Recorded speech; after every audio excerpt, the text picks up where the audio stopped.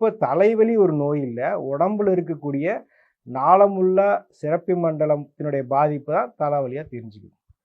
So இதை எப்படி சீர்படுத்துறது அப்படிங்கிறப்ப இதுக்கு தீர்வு என்ன அப்படின்னா, நாம் அன்றாடம் பயன்படுத்தி கொண்டிருக்கக்கூடிய காய் வந்து வெண்டைக்காய். இது ஒரு 4 வெண்டைக்காயை ஒரு அரை மணி நேரம் வெந்நீரில் முழுசாக அப்படியே வந்து ஊற போடணும். பிறகு அதை வாஷ் பண்ணிவிட்டு நல்லா மென்று உமிழ்நீரோடு கலந்து சாப்பிடணும்.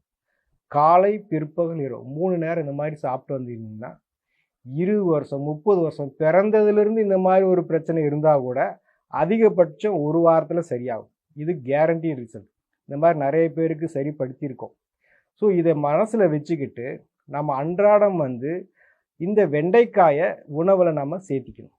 வெண்டைக்காய் வந்து ரொம்ப ரொம்ப அருமையான ஒரு காய். பல 100 மருந்துகள் கொடுக்க முடியாத ஒரு தீர்வை வந்து வெண்டைக்காயில் கொடுக்க முடியும்.